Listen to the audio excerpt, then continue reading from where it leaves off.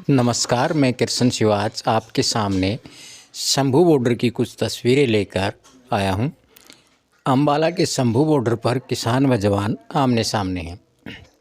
किसानों पर tear gas, plastic की गोलियां, पानी की बौछारें और उनके साथ किए जा रहे अन्याय के खिलाफ हज़ारों की संख्या में किसान आज शंभू बॉर्डर पहुंचे हैं, जो दिल्ली कूच करने के लिए प्रयासरत हैं।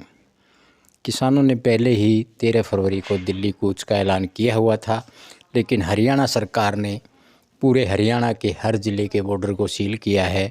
वहीं शंभू बॉर्डर, खनौरी बॉर्डर और डबवाली बॉर्डर को सील किया है।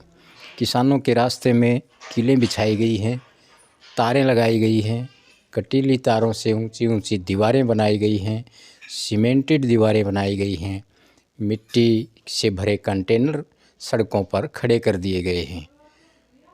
लंबी लंबी दीवारों को पार कर किसान दिल्ली कूच के लिए प्रयासरत हैं। किसानों के साथ जिस तरह से मांगों को लेकर अन्याय किया जा रहा है, आज किसान प्रयासरत हैं।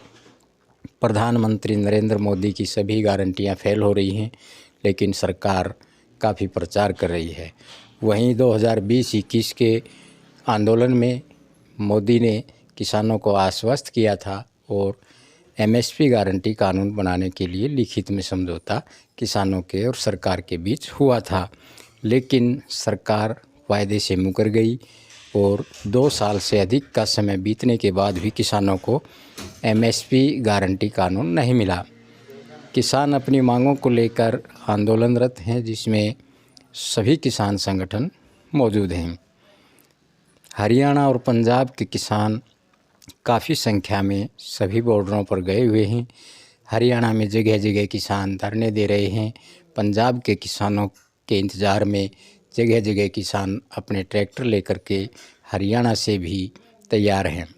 हरियाणा पंजाब के किसान एमएसपी गारंटी कानून, कर्जा माफ़ी सहित अनेकों मांगों को लेकर प्रयासरत हैं, जो सरकार ने वायदे किए थे, लेकिन सरकार वायदे से मुकर चुकी है।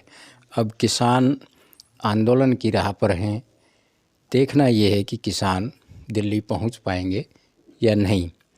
किसानों का हक है, किसान अपनी मांग सरकार के सामने रखें। वहीं किसानों के सामने जो दिक्कतें सरकार ने पैदा की हैं, इससे नहीं लगता कि सरकार ये चाहे कि किसान आंदोलन करें। जिस तरह से 2 देशों के बॉर्डरों पर भी ऐसा प्रबंध नहीं होता जो किसानों के लिए सरकार ने किया है। आप देख सकते हैं, बड़ी बड़ी दीवारें, कटीली तारें और कीलें बिछा दी गई हैं। अपील करना चाहेंगे कि हमारे अक्स को बिगाड़ा ना जाए। ठीक है, वो हमारे अक्स को से हम देश के किसान मजदूर हैं। किसी जो बोला जा रहा है मीडिया में, कोई कांग्रेस को नहीं, कोई कांग्रेस हमें सपोर्ट नहीं करती। हम कांग्रेस को भी उतना दोषी मानते हैं जितना भाजपा दोषी है। ये नीतियां तो कांग्रेस लेके आई हैं। हम कोई लेफ्ट नहीं है। हम जो सीपीआई सीपीएम ने जो बंगाल में राज किया, उन्होंने 20 गलतियां की। वहां सब पश्चिमी बंगाल में कौन सा इनकलाब आ गया। हम किसी के पक्ष वाले नहीं है। हम किसान मजदूर की आवाज उठाने वाले, उनके आदमी हैं। तो बाकी हम फिर अपने लोगों से अपील करेंगे, चाहे पंजाब और देश के गायक हैं, बुद्धिजीवी हैं, एनआरआई भाई हैं, चाहे और सिविल सोसाइटी है, सभी सिविल सोसाइटी, उसमें पत्रकार भाईचारा भी आता है, वो जरूर इस बड़े आंदोलन में, ये हमारा सवाल नहीं, हम नहीं कहते, 140 करोड़ देशवासियों की मांग है। उसमें से 60 करोड़ से अधिक किसान हैं जिस देश में, खेत मजदूर अलग हैं, तो 70-75% आबादी की मांग है।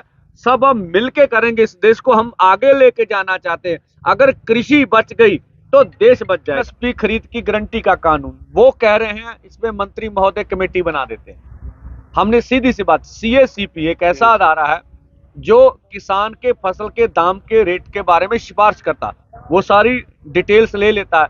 वो 23 फसलों पे पिछले लंबे समय से भारत सरकार करती आ रही है। हर 6 महीने बाद गेहूं हो, धान हो और चीजें हो, उनके ऊपर वो एमएसपी का अनाउंस करते हैं। कुछ कुछ फसलें तो खरीदी जाती हैं, कुछ नहीं खरीदी। हमने कहा आपने कुछ नहीं करना, ये जो 23 फसलों का आप अनाउंसमेंट कर रहे हैं पूरी कैलकुलेट करके, उसके ऊपर लीगल श्योरिटी कर दें कि आपकी मंडी में एमएसपी से नीचे बिकेगी नहीं। अब फिर बोले इस पे कमेटी बनाए, हमने बोला इस पे तर्क दीजिए, इस पे कमेटी बनाने की जरूरत नहीं है ही नहीं है। तो इससे वो बिल्कुल उसका जवाब उनके पास नहीं था, आप कमेटी बना के हमारे मुद्दे को डिलीट करना चाहते हैं। हमने ये भी बोला, माननीय प्रधानमंत्री जब 2012 में कंज्यूमर अफेयर कमेटी के चेयरपर्सन थे तो उन्होंने कहा था एमएसपी गारंटी कानून देंगे, उनकी सिफारिश है। और 2018 में तत्कालीन खेती बाड़ी मंत्री सचिव की चिट्ठी है जिन्होंने कहा था C2 प्लस 50% के अनुसार आपको फसलों के दाम देंगे, उन्होंने पूरी बात की हुई है उसमें।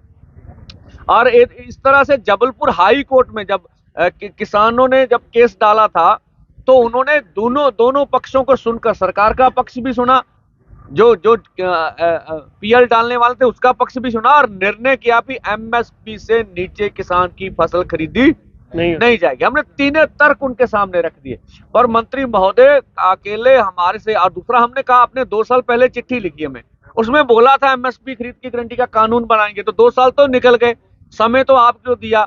40-45 दिन पहले हमने आंदोलन का ऐलान किया, तब कर लेते।